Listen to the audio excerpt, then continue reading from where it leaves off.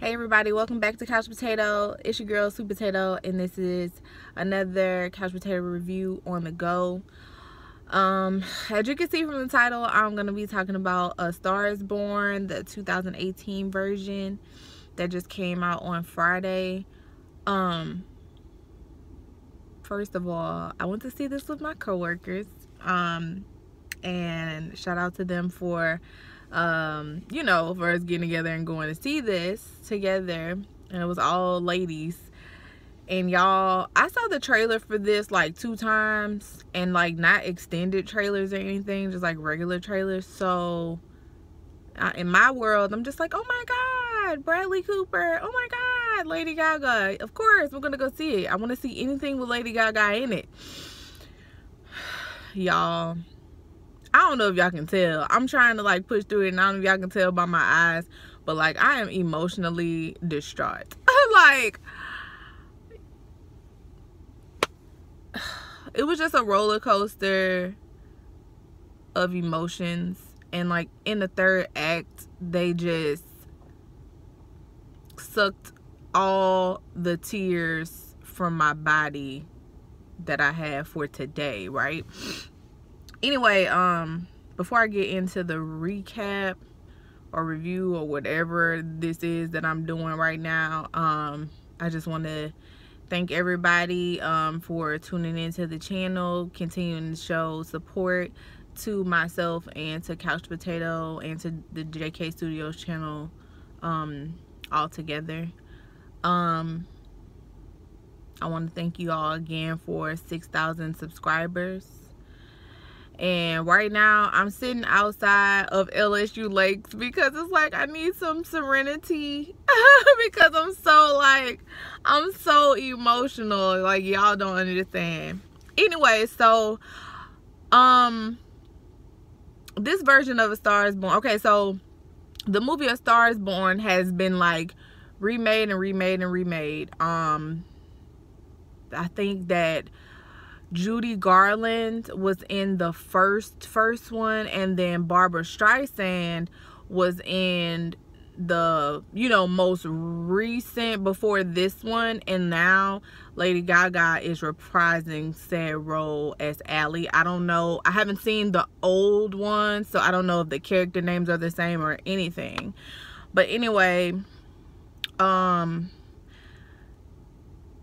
Lady Gaga did a phenomenal job. Oh my god. First of all, I'm so happy that Ryan Murphy asked Lady Gaga to be on American Horror Story Hotel, because if not, I mean, I'm sure we probably would have still seen her, but I don't know how long it would have been before she would have gotten into film and television. But like, she's so good. And then she was able to show her acting ability, her emotional range, her singing voice. Oh my god, her voice is so freaking amazing. Like, I don't know, like I'm a 90s baby, so I came up in the late 2000s, which late 2000s, early 2010s was the beginning of Lady Gaga's career. And I loved that pop Lady Gaga, but like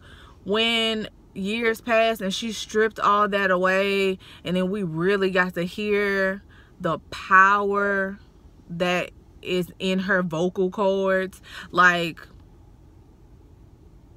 that girl can sing, y'all. Like, that girl can sing, okay? Her voice is blessed. She can, y'all, that girl can sing.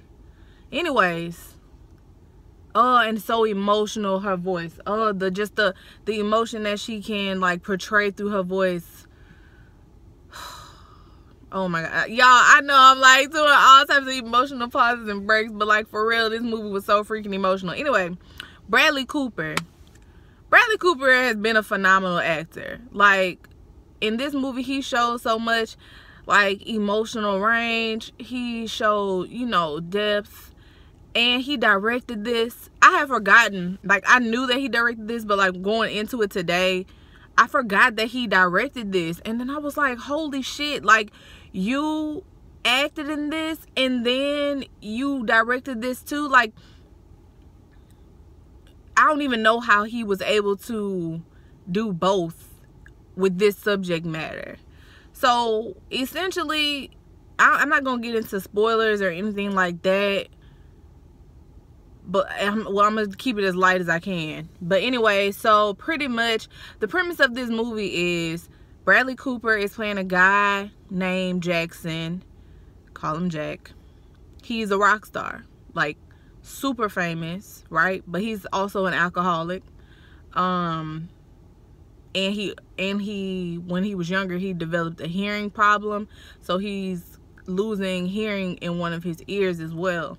But he doesn't want to, you know, use the hearing aids and stuff and use the sound thing. You know, whenever performers perform, they always have the thing in their ear. Well, that's to protect their ears, also to be able to hear themselves through, you know, like hear themselves. But a lot of them, you see, they'll take it out because they want to hear themselves through the monitor, or they want to hear the audience or whatever. But it's really to protect their ears and stuff. Anyway, I had this down because the sun was like crazy. It might be better. Yeah, it's a little better. But so that was his situation, right? For Lady Gaga's character, Allie, she was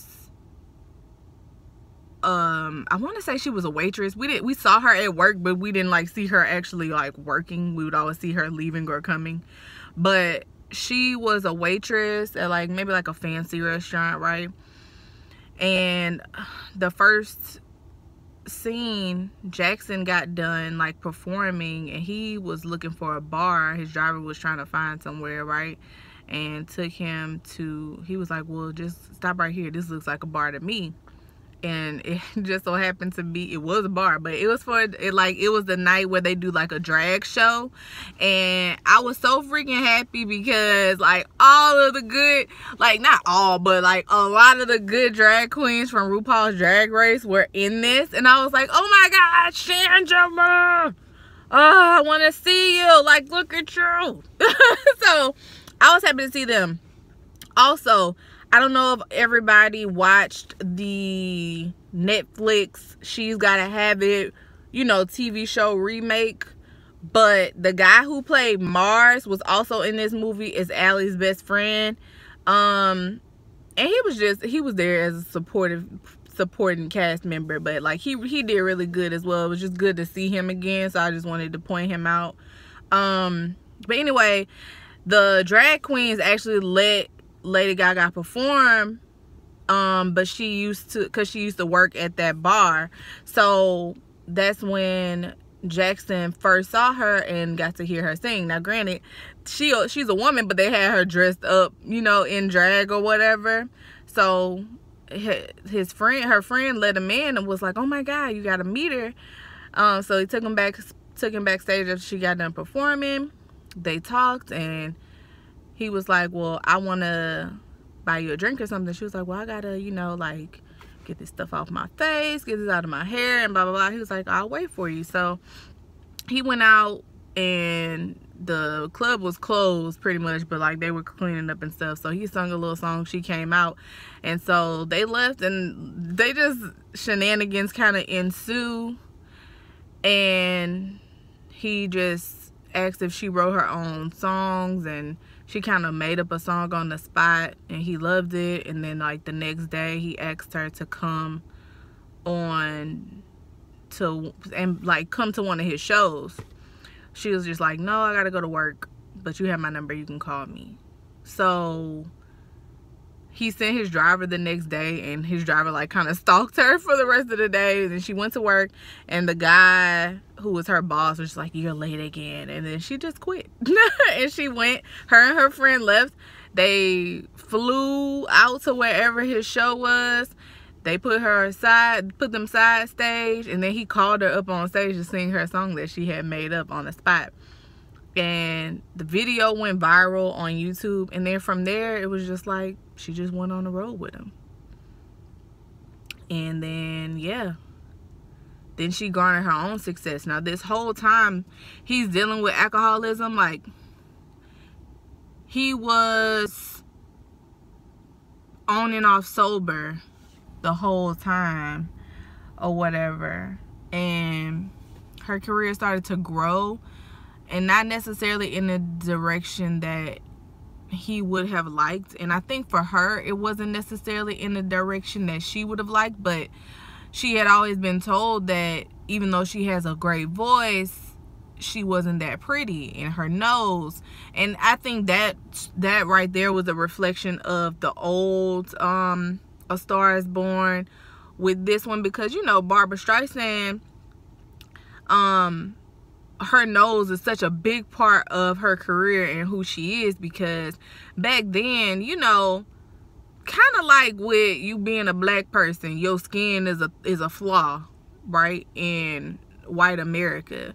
Well, for Jewish people, their nose is a flaw in white America. You see what I'm saying? Like, so in this case, they translated that same thing, like Lady Gaga's nose is too big and it's too flawed or whatever, and he just was like, your nose is amazing, like you're beautiful and all this, right?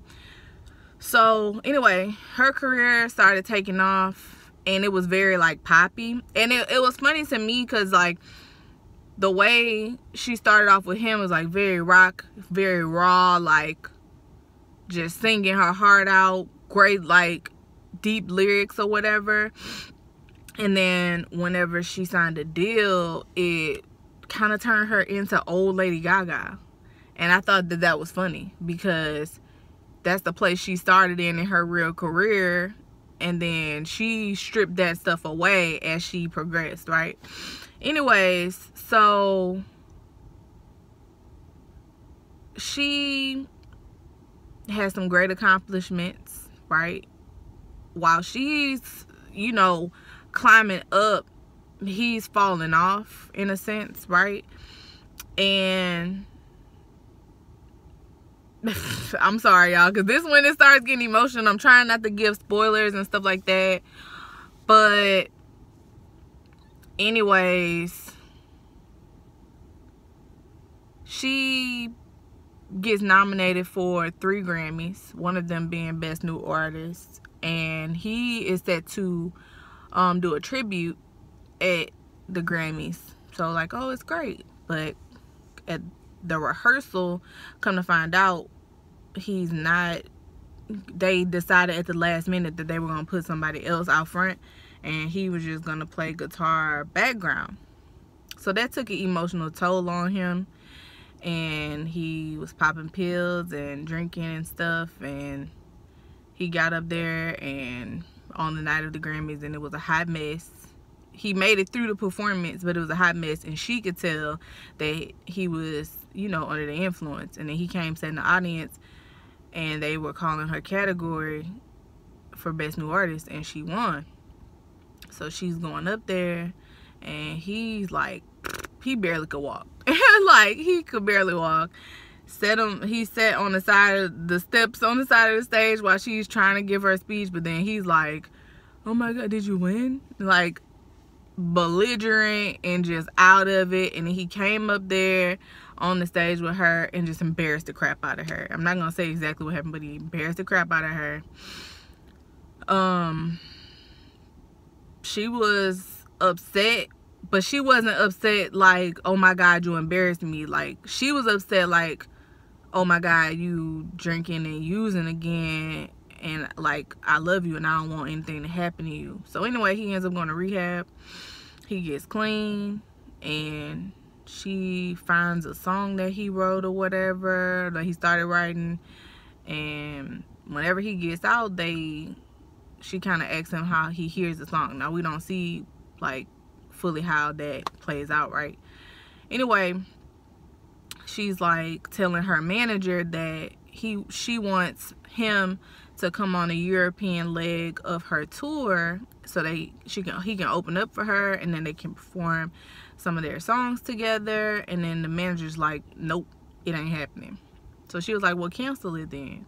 So she goes home and she tells him, like, well, before that, the manager stops by the house and she's not there, and the manager talks to Jack and is saying, listen, she won't tell you this because she love you too much, but you almost ruined her career, and we both know that you're gonna backslide and start using and drinking again. So I don't want you to be nowhere near her when that happens. So you make sure that you get away from her, or you get your shit together, whichever one. And then she comes home and tells them like, hey, you know, good news, my last show is tonight, and like, it's gonna be great. I want you to come and perform the last song with me, the song that we wrote. It's one of the songs we wrote together. They will love it, and I'll be home all summer so we can, you know, hang out and stuff and all that. And this whole time it's weighing on him what the manager said. So she left to go do her show, and y'all, I'm trying not to be in spoiler territory, but I'm gonna have to say what happened. Anyway, she's performing. He's getting in the truck to leave to go perform. He gets in his truck. They have some pills in the glove compartment. He takes them.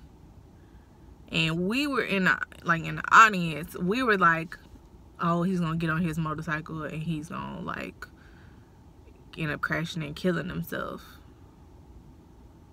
Well, we were right, but we were wrong. He gets out of the truck and his belt is off. Now earlier he was talking to the person at the rehab or whatever, and he was telling them how when he was like 12 he tried to kill himself, but it didn't work. Well, this time he went in the garage and he hung himself or whatever, and it cuts over to the show, and she's like, is Jack here? And the manager's like, no, he's not here, but you still gotta go out, just go ahead and sing the song. So she went out, she sings the first part of it, and she was like, everybody, welcome my husband Jackson. And then he doesn't come out, and then next thing you know, we kind of see through the garage door and we see his body hanging, and they have a dog, and the dog's just laying outside the garage, y'all. When I tell you, wasn't a dry hot eye in there, and I'm about to cry again. Anyway, then we see her at the piano. You know, she just going through a wave of emotion. Like, she's sad. She had like his stuff is up on the walls and stuff. She's breaking that down, like just tearing it up because she's just upset. And she's talking to his brother, and his brother was like, this not your fault, this not my fault, this nobody's fault but Jackson, like, because he couldn't get himself together. And it sucks because like what I told one of my coworkers was this: anytime we're going through something and you are just out of it, I'm sorry y'all, and you just out of it, the devil is gonna come and try to push you back down, and it's up to us to keep pushing forward and fighting through. And Jackson was just too weak to do it. And that's what happened. Cause the manager came and pushed his self-esteem back down. Like, him and her were doing better. Anyway, so that was already sad enough. Then it's like the last part was a performance for her, and she's like, you know, beautiful gown, beautiful, and just like, everybody, thank you for coming, helping me celebrate my husband Jackson's life. I'm gonna sing this song that he wrote for me. And so it's the song that we didn't get to see them like go over.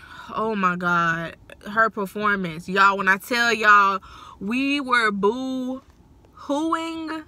like like ugly snotty face cry. It was so sad. And then they started showing like flashes of them together and happy and stuff. Then just when we thought they couldn't suck one more tear out, what they did was show him singing that song to her the way that he heard it. Oh my God, y'all. It was emotional as hell, and I'm still like emotionally distraught over this. But like, honestly, if you're dealing with alcoholism, substance abuse, anything like that, or just you feel down and having suicidal thoughts, like, just go and get help. Just go and get help. Because I know, like,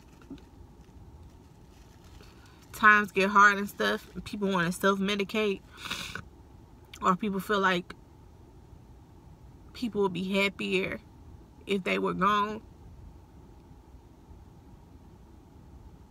You can never think like that, because there's always somebody that loves you. There's always somebody that loves you. There's somebody who cares more about you than you know. Anyways, I'm sorry, y'all. I'm about to get off of here. This has been Couch Potato. I'm Sweet Potato, and I really did enjoy this movie, even though I'm crying. So, y'all have a great day.